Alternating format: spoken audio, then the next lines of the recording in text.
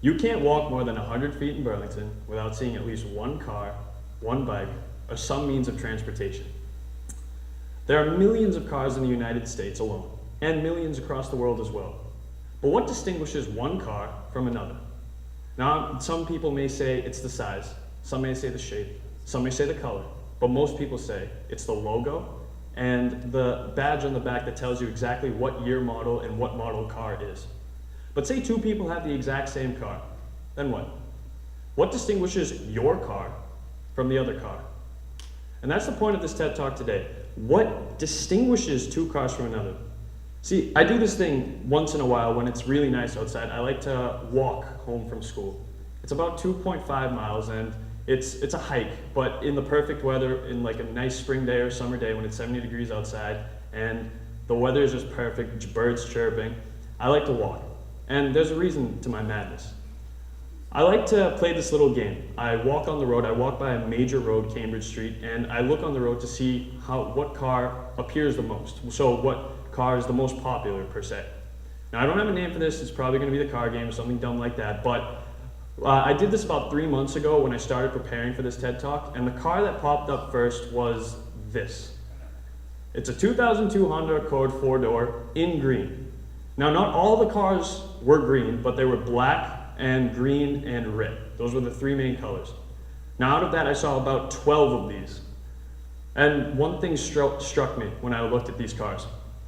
Every single one of them looked exactly the same, except for the color. The wheels were the same, the color was the same. I mean, the colors were different, the sound was the same. Nothing distinguished this car from the other. Per se, this car, this 2002 Honda Accord, they look the same throughout except for the color. Now, it's not hard to customize your car, but people don't want to usually go through the task of doing it. This car, per se, it's not really the kind of car you want to customize, mainly because it's a gas saver. It gets about 40 miles per gallon. It's reliable, it's good for like teenagers. You see a lot of them at my high school. And it's also economical. You can get, if you live, like work in Boston, you're here from Burlington, 20 miles a day, this is the perfect car. But some people, they like to customize their car. They want to make it unique. They want to make it their own, something that they want to show off, like a symbol that their pride and joy is driving through. So I got this picture from Getty Images. Someone took this car and turned it into this. Wow.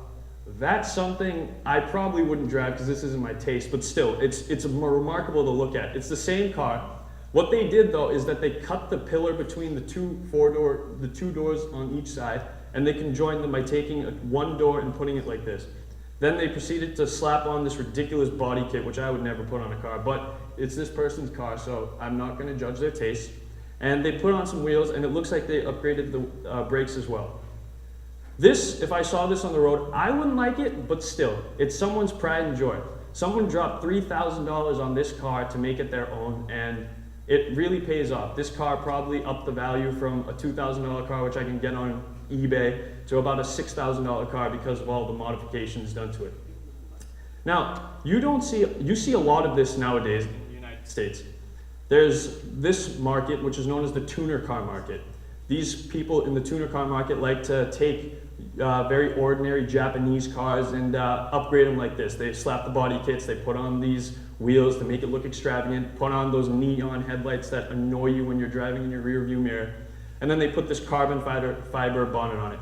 But they don't put like a powerful engine on it. Some people do if they have the money, but most don't. Another popular culture in the United States today is also rat rodding. Rat rodding is popular amongst people that have a good amount of money because it costs quite a bit, but it's worth it in the end. They take the shell of a car, of a model that they like from back in the 40s, early 90s, mid 90s, and they put it on like a existing chassis. They put whatever motor they want on it and they make it personal. There's not, from everyone that I've seen when going to these car shows in Burlington and such, not a single car that I've seen, if they're the same model year, not one of them look the same. That's because each owner decided, hey, I'm gonna make that my own. I'm gonna make this my own car. It's gonna be different from the rest of the pack. A famous example of this would be this. First we're gonna go into coach building. This is quite possibly the earliest form of car customization known to man. In the early to mid 1900s to late 1800s, you could go to a car dealership, and instead of buying the actual car with the body, the engine, everything on there, the dealership would sell you this. The chassis equipped with the engine, gearbox, suspension, wheels, all the things, all the heart and soul, like the innards of a car. But they wouldn't sell you a body, unless you wanted to, of course, but you'd be one of like 100,000 that were produced. Now, this was very famous amongst like people that had a little bit of dough to spend, but people took cars like the suspension and chassis, they took these to a coach builder. Most famous being H.G. Muller Park Ward in England. He was known for making Rolls Royces for royalty, such as Saudi princes, queens, kings, everywhere known to man. One of his most famous examples is this. It's a 1937 Rolls Royce Phantom. Now this is the base model. This is done by a man in Seattle. He did this in the mid 1900s, if I'm not mistaken, and he made this for just some businessman in New York City. Now this is the same suspension, same chassis as an original Rolls Royce. Now you look at this, and if you look at the car right after this, they're the exact same car, if you can believe that. Completely different body, same innards, same engine, same everything, but everything on top is completely different. And this is because this car is designed by a man in Seattle also, but he made his own specifications. This car right now, he built it for about $250,000 today in today's money. This thing's worth about $750,000 US. He upped the value of his car just by designing his own looks. Now everything on this car is personal to him. The blue, the lines, the curves, everything, the wheels especially. These are very limited edition wheels that he had specially made for this car. And this is what used to be of the car market, but things have changed. Cars are built differently now. You can't just buy a chassis and put on a brand new body or anything. You have to buy, everything is like a part as one. So the chassis is connected to the body. It's literally a bolt-on thing. All you have to do is drop an engine into it. So car design is a little bit harder now, but there are companies inside of car manufacturers that specialize in personalizing or customizing cars for the customer. Two famous examples are Abarth of Fiat and AMG of Mercedes.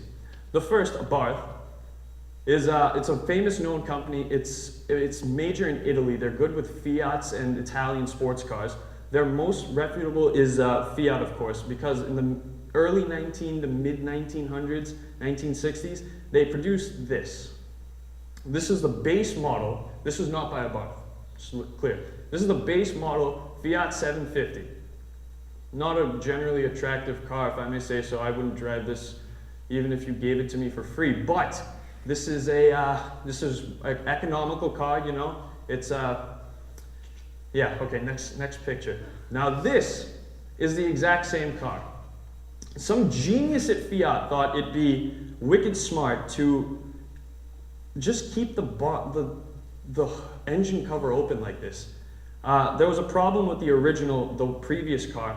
It was 750. The engine cover kept opening while driving at high speeds. So a genius at Abarth, they said, why not just keep it open, weld it, paint over it, and sell them like this? So that's what they did. They sold it with a no engine cover, open like this, with a spoiler that looks absolutely ridiculous. And it actually did terrible. It didn't sell. But this was made to the specifications of one person. It was personal. His thoughts on the car did not sell well with other people. And that's understandable, as probably a good majority of people wouldn't want to drive a car with gold wheels and no engine cover on the back of it. And the next one would be AMG Mercedes. They're known for their custom cars. They up the ante and they make their cars, the base model cars, more powerful. They make them look better and they make them sound incredible. Their most famous famous car that they've done is this. Now this is a military 6x6 and regular Mercedes-Benz that's used by the military in, I believe it's some European country, probably like Bosnia or something, I'm not sure. But this is what they use in the military. This is a sport utility vehicle. It can get over a hill, mountain, it can climb anything. Now, the brilliant fellows at AMG thought, okay, this looks like a car that could be good for probably public use. So, and they know they couldn't like give a car that only had an engine, 2 seats, and a steering wheel in it. If they wanted to sell it to a general population, they had to make it desirable. So this is what they did with it. They made it into a 6x6 AMG Mercedes with a V12 engine out of a Lamborghini. It was a V12 engine out of a Lamborghini. It took about 10 cows to get the leather from the inside of that car. This thing sounds incredible. It had my most favorite important thing. It has cup holders, which if you're going to buy a car, that is the most important thing you have to look at. This car also has the capability of inflating all 6 tires in under 30 seconds if deflated all the way, which is pretty remarkable. Only 2 of these were ever made, so it's reduced the demand, it's increased the demand for them because you strike a larger audience and you can sell those 2 really fast.